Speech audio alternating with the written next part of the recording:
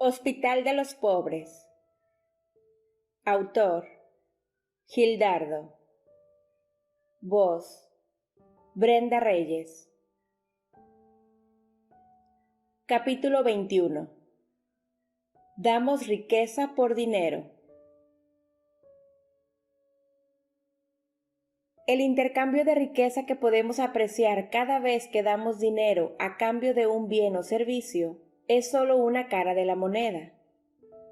¿Cómo podríamos tener constantemente dinero disponible para efectuar ese intercambio si no existiera el proceso contrario?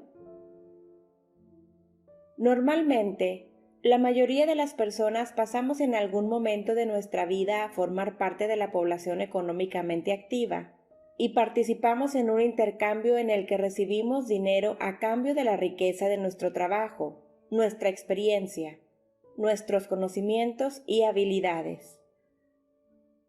También en este intercambio pueden surgir emociones y conductas inadecuadas como consecuencia de la conciencia de pobreza que nos impide apreciar la riqueza que damos o recibimos. Consideremos primeramente el caso de una persona que trabaja de manera independiente y se ve en la necesidad de poner un precio a su trabajo. Si tiene un punto de referencia sobre lo que puede cobrar, tal vez le resulte fácil. Pero si ese punto de referencia no existe, y debido a su conciencia de pobreza no es capaz de valorar la riqueza que está aportando, cobrar su trabajo puede convertirse en algo bastante incómodo. Eso fue exactamente lo que me sucedió a mí. Unos meses después de que comencé a trabajar como maestro, se presentó la primera alumna que me preguntó si estaría dispuesto a impartirle algunas clases particulares para apoyarle en sus estudios. De inmediato contesté afirmativamente, ya que era una oportunidad para obtener un poco más de ingresos trabajando en mi tiempo libre. Acordamos que las clases serían en su casa y establecimos el horario. Cuando me preguntó cuánto le cobraría, no supe qué contestar. Le dije que luego hablábamos de eso. Aquel día, en varios momentos, traté de decidir el precio que pondría a mis clases. No tenía la mínima idea de lo que podría ser un precio justo. Pensaba en una cantidad, pero luego hacía cuentas de lo que tendría que cobrar por 5 o 10 clases y sentía que a los padres de la alumna les parecería mucho dinero el que estaban pagando. Calculé lo que estaba recibiendo como maestro por cada hora de clase. Sentía que debía cobrar menos, ya que resultaba mucho más fácil enseñar a un solo estudiante que trabajar con un grupo de 40 o 50 alumnos. Cuando solicité el consejo de Edith, ella me sugirió un precio muy por encima de los que yo había considerado. Me dijo que estábamos muy necesitados y que, si la alumna estaba dispuesta a pagar clases particulares, era porque seguramente sus padres tenían mucho dinero. Sin embargo, a mí me parecía un precio demasiado elevado. Asistí a mi primera clase a domicilio. Toqué la puerta. La alumna abrió y me invitó a pasar. Me ofreció asiento en una de las sillas del comedor y me dejó solo unos momentos mientras iba por sus útiles escolares. Miré alrededor. Era una casa muy grande y elegante. Seguramente tenían mucho dinero, tal como me lo dijo Edith. Sin embargo, aún no estaba seguro de cuánto cobrar. La joven llegó con sus cuadernos y comenzamos la clase. Mientras ella resolvía algún problema relacionado con los temas que le estaba enseñando, yo miraba una y otra vez el reloj. Me parecía que la manecilla de los minutos se arrastraba con demasiada lentitud entre un número y otro. Al fin terminó aquella eterna hora. Confirmamos el horario de la siguiente clase y nos despedimos. Pensé que me preguntaría nuevamente sobre el precio de las clases. Me puse nervioso. Aún no sabía lo que contestaría, pero no lo hizo. Me acompañó hasta la puerta y salí. Otra vez en el camino consideré cuánto podría cobrar por mis clases, pero mi indecisión no cesaba. Así se repitieron los hechos unos días más, hasta que, al finalizar la cuarta sesión, la madre de la alumna se acercó a mí, sosteniendo su bolso, corrió el cierre y metió la mano. Entonces, ¿cuánto va a ser de las clases, maestro?, preguntó. Me puse nervioso, titubeé. Bueno, como la clase es solo para Daniela, pues así aprende mucho, Las manos me sudaban. Volteaba hacia los libros que estaban sobre la mesa a fin de esquivar la mirada de aquella mujer que me veía con tranquilidad, esperando mi respuesta. Y de pronto, no sé cómo lo hice, dije una cantidad. Ella, sin dejar de sostener la mirada, preguntó: ¿por una clase o por las 4? Pensé que si me preguntaba eso era porque le parecía mucho dinero para tratarse de una sola clase. Me puse más nervioso. Por las 4 clases que llevamos, contesté. Muy bien. Sacó el dinero y me lo entregó. Yo quería salir corriendo de ahí debido a lo incómodo que me sentía. Tomé el dinero y lo metí de inmediato en una de las bolsas del pantalón, tratando de mantener la calma. Me despedí y me dirigí hacia la puerta. Ya en la calle, respiré con una poca más de tranquilidad, aunque aún me sentía bastante alterado. Una vez más me asaltó la indecisión. ¿Por qué no le dije que ese precio era por una clase? Pensaba que podría haber cobrado mucho más, ya que al parecer la señora me entregó el dinero con demasiada facilidad. En los siguientes meses se presentaron varios alumnos más solicitando mis clases. Algunos no me preguntaban por el precio, otros lo hacían de inmediato. Eso me ponía tan nervioso que invariablemente trataba de aparentar que el dinero no me importaba, y les decía que luego nos poníamos de acuerdo. Algunos insistían y no me quedaba más remedio que mencionar una cantidad. A veces les decía un precio más alto y otras veces uno menor. ¿En base a qué establecía esa diferencia? Ahora me da risa, pero en ese tiempo ponía el precio de acuerdo a la apariencia de los alumnos. Si veía que vestían buena ropa y traía cosas de calidad como algún reloj, zapatos o alhajas, les cobraba más, pues suponía que sus padres tendrían mayores posibilidades económicas. En caso contrario, les cobraba menos. Pero muchas veces, cuando ya estaba en sus respectivas casas, la impresión que me llevaba era todo lo contrario. Eso me hacía sentir muy mal. Si la casa era elegante, pensaba una y otra vez que podría haber cobrado más por mis clases y había desaprovechado esa oportunidad. Si la casa se veía modesta, me sentía incómodo pensando que el pago de las clases sería una pesada carga para los padres del alumno. La mayoría de la gente con mentalidad de pobreza tiene en su subconsciente una programación muy arraigada que le dice que el dinero solo se puede ganar con esfuerzo y sacrificio. Yo no era la excepción. A pesar de que impartir clases particulares me parecía muy aburrido, sentía que estaba ganando el dinero de manera muy fácil. Solo tenía que sentarme y explicar algunos temas al alumno. El cansancio físico era prácticamente inexistente. La sensación de que estaba recibiendo dinero por hacer casi nada era en gran parte causante de esa inseguridad que experimentaba al cobrar. Pero además, dentro de mí había otro pesado programa que influía en estas conductas. Durante mi infancia, adolescencia y parte de mi juventud, me vi continuamente en la necesidad de enfrentar las actitudes de enfado y rechazo de mi padre cada vez que necesitaba pedirle dinero para mis gastos escolares o alguna otra necesidad.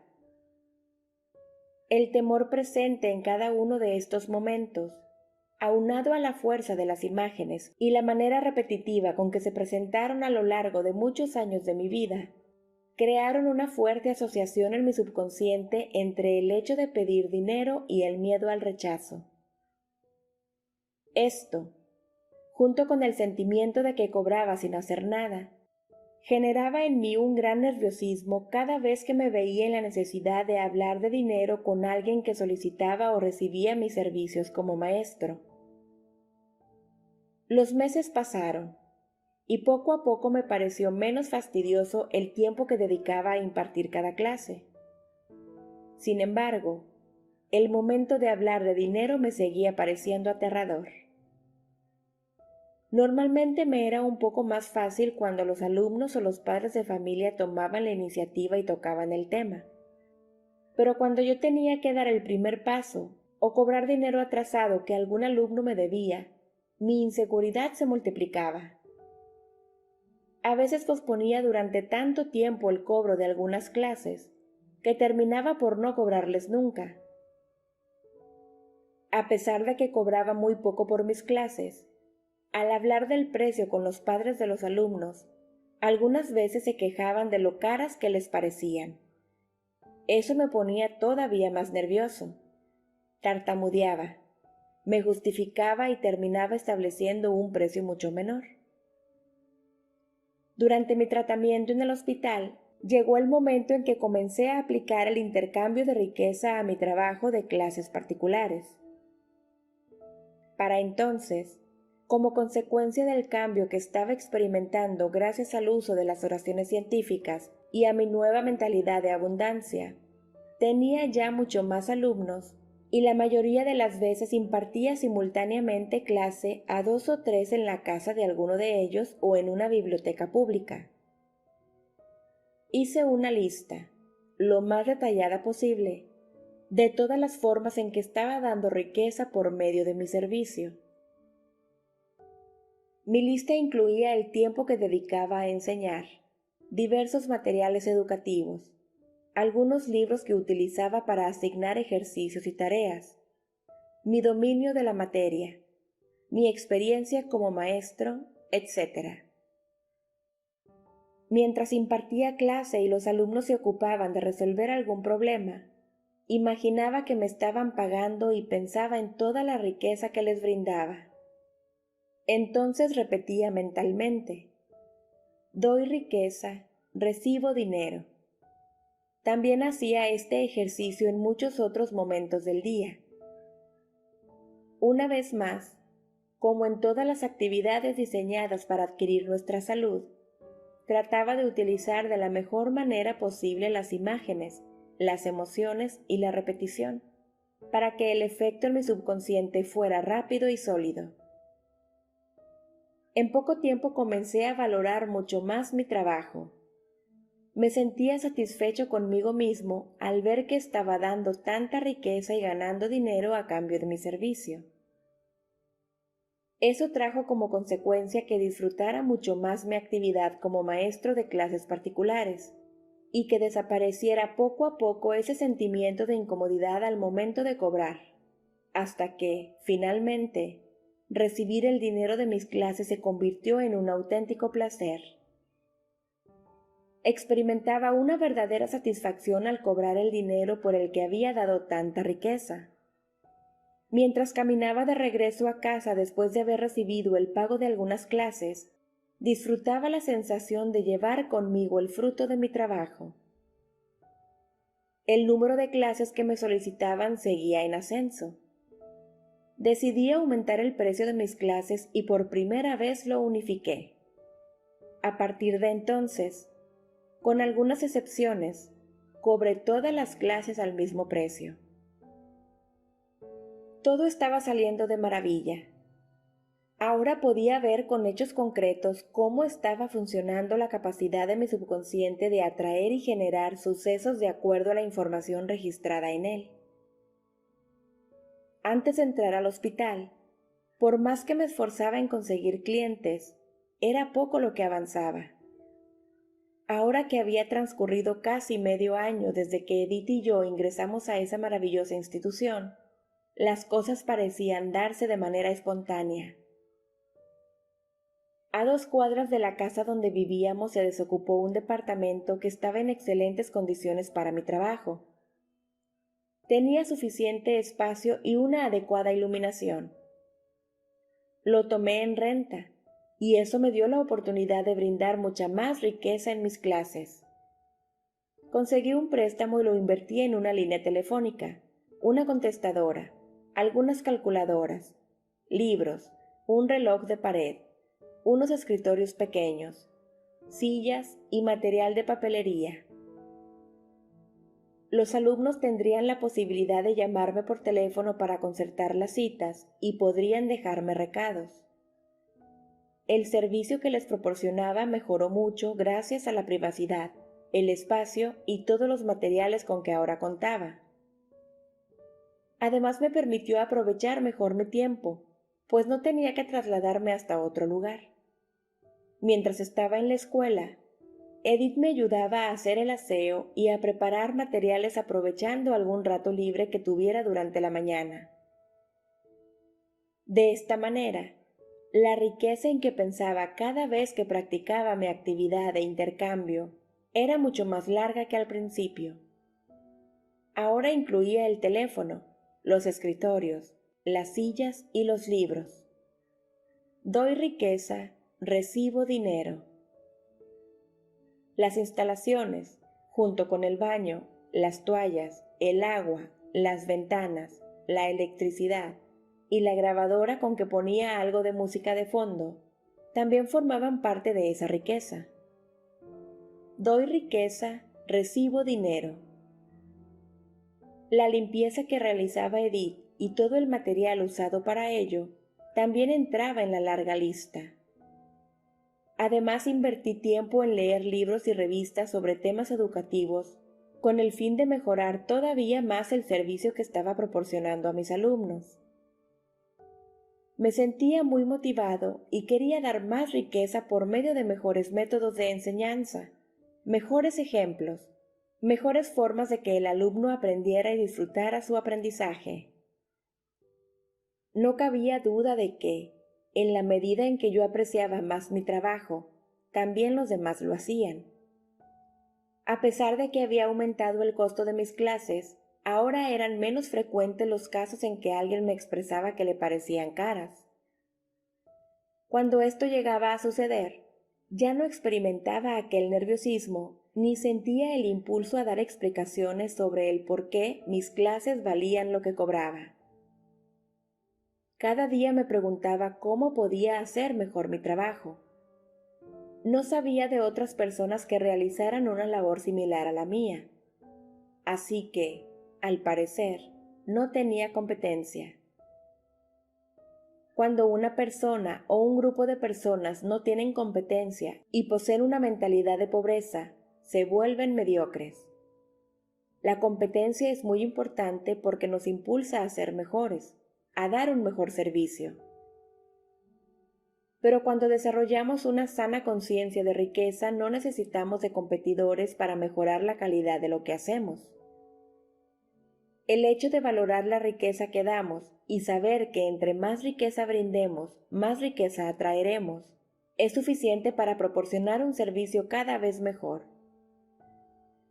Para mí se convirtió en un reto muy saludable el dar más clases, atender a más alumnos, tener mejores ingresos, desarrollar mejores materiales, dar un mejor trato, brindar un mejor servicio, saber más y enseñar mejor. En mi trabajo como maestro de escuela, el proceso fue muy diferente. Cuando entré a trabajar experimentaba una agradable satisfacción cada vez que llegaba el día de pago, ya que recibía de golpe mi sueldo quincenal y no tenía que pedírselo a nadie. Simplemente me dirigía hasta la ventanilla correspondiente, firmaba una hoja de recibido y la secretaria encargada me entregaba un sobre con mi dinero. Así de simple. Mucha gente con conciencia de pobreza se vería en serios aprietos cada día de pago si tuviera que buscar a su jefe para pedirle personalmente su salario. Sin embargo, después de unos pocos meses, ese momento perdió casi todo su brillo debido a las incontables deudas y carencias que Edith y yo teníamos. Sabía muy bien que ese dinero no nos duraría mucho. Me quejaba, como tantas personas, de lo miserable que era mi salario. A veces externaba mi inconformidad platicando con Edith. Otras veces lo hacía con compañeros de trabajo quienes obviamente estaban de acuerdo conmigo.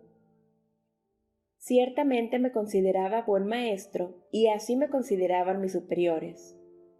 Prueba de ello era el cambio que me habían ofrecido. A pesar de eso, yo sentía que podía ser aún mejor. Podía aprovechar mejor el tiempo de clase, brindar mejores exposiciones y preparar mejores exámenes. ¿Por qué no lo hacía? Por la simple razón de que, debido a mi conciencia de pobreza, sentía que ya estaba dando demasiado a cambio de lo poco que me pagaban. Con dar mejores clases no me aumentarán el sueldo, pensaba. También en esta actividad apliqué asiduamente el intercambio de riqueza. Una y otra vez centraba mi atención en la riqueza que daba y la que recibía. ¿Cuál era la riqueza que daba? En algunos aspectos era similar a la que daba en mis clases particulares.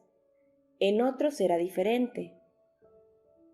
En la escuela daba como riqueza mi tiempo, mis conocimientos, mi experiencia, además de brindar explicaciones claras, impartir clases dinámicas, aplicar y calificar exámenes, entregar calificaciones, dirigir juntas de maestros, coordinar actividades académicas, evaluar el trabajo de otros maestros de mi área, etc.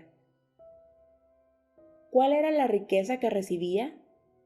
Mi pago quincenal, aguinaldo, atención médica para mi familia, vacaciones pagadas y algunos cursos. Al efectuar la actividad y pensar en toda esta riqueza que fluía en ambas direcciones, repetía una y otra vez: doy riqueza, recibo riqueza. También en este caso mi trabajo mejoró, y muy pronto me percaté de que lo disfrutaba más, me sentía más lleno de energía, más satisfecho conmigo mismo y más pleno. Todas las personas que seguían el tratamiento en el hospital junto con nosotros aplicaban también el intercambio de riqueza. Médicos, ingenieros, vendedores, empleados, obreros. Cada quien desarrollaba una sana conciencia de riqueza a nivel subconsciente, apreciando todo lo que daba y recibía por medio de su trabajo. Dentro de nuestro grupo, había quienes aparentemente no estaban en una situación en la que se pudiera aplicar esta actividad. ¿Cómo aplicar el intercambio de riqueza cuando se es ama de casa, estudiante o desempleado? Sin embargo, también es posible y muy importante hacerlo en estos casos. Edith, en su labor de ama de casa, apreciaba como parte de la riqueza que daba todo el trabajo que llevaba a cabo dentro del hogar. Lavar, planchar, cocinar, hacer el aseo, recoger la casa, llevar a los niños al colegio, ayudarles con sus tareas escolares, cuidarlos, ir de compras, etc. Obviamente estaba aportando mucha riqueza, ya que, si tuviéramos que contratar a una o varias personas para hacer todo eso, invertiríamos en ello una buena suma de dinero. Al considerar la riqueza que recibía, pensaba en todas las cosas materiales de que podía disfrutar como fruto de mi trabajo. Una casa donde vivir, ropa, zapatos, alimentos, muebles, aparatos electrodomésticos, servicio médico y, en general, todo lo que teníamos materialmente. También ella, pensando en todo este intercambio de riqueza, podía repetir con emoción una y otra vez: doy riqueza, recibo riqueza. Como nos enfatizaban constantemente los instructores del hospital, para la imaginación no existen límites. Los estudiantes y desempleados aplicaban esta actividad, imaginando que ya se encontraban desempeñando un trabajo acorde a sus aspiraciones y preparación. Imaginaban todo lo que podían realizar gracias a sus conocimientos, habilidades y experiencia. Se imaginaban recibiendo su paga. Doy riqueza, recibo dinero. Repetían mientras pasaban por su mente todas esas imágenes. Esto era particularmente importante en el caso de los desempleados, ya que, cuando una persona se encuentra en esa situación, tiende a enfocarse en lo negativo. En lugar de proporcionar a su mente ideas positivas que le ayuden a generar o atraer con mayor facilidad lo que quiere, la alimenta constantemente con ideas limitantes. Se enfoca en todas las necesidades que tiene. Se tensiona por la falta de dinero. Habla de la difícil situación económica y se queja por la falta de oportunidades. Esto dificulta aún más que salga del bache en que se encuentra. Los cambios que estaba experimentando Edith como parte de este proceso de crecimiento la motivaron para volver a ingresar a una actividad económicamente productiva. Aplicó asiduamente durante unas semanas este ejercicio, pensando en trabajos que podía y le gustaría realizar. Muy pronto se presentó la gran oportunidad. La contrataron para trabajar por las tardes en una tienda de ropa para dama. Conseguimos una persona que se encargara de los niños mientras ella estaba fuera. Los dueños de la tienda se dieron cuenta de sus cualidades, su mentalidad y la forma en que se desempeñaba, y en poco tiempo la ascendieron a un mejor puesto. Eso enriqueció mucho más nuestra vida. Materialmente, nuestros ingresos familiares aumentaron todavía más. Por otro lado, Edith estaba fascinada con la oportunidad que tenía de trabajar nuevamente. Se sentía feliz relacionándose con mucha gente, recibiendo una paga a cambio de la riqueza de su trabajo y viendo en su propia persona los resultados de todo lo que estábamos aprendiendo en el hospital. Las personas adultas dedicamos aproximadamente un tercio de nuestra vida, y en muchos casos más, al trabajo. En él invertimos una gran parte de nuestros pensamientos y de él se derivan una gran cantidad de emociones y sensaciones que repercuten en otros aspectos como nuestra salud y nuestras relaciones familiares. Si no apreciamos todo lo que damos y recibimos por medio de nuestro trabajo, nadie lo hará por nosotros. Y lo que es peor, estaremos continuamente generando y atrayendo a nuestra vida personas, circunstancias y consecuencias que reflejarán y confirmarán la visión que tenemos de él. Así funciona nuestro subconsciente, lo queramos o no. Para bien o para mal, tenemos ese poder dentro de nosotros. Deberíamos pensar seriamente, ¿qué quiero atraer a mi vida por medio de mi trabajo? Edith y yo teníamos ya nuestra propia respuesta.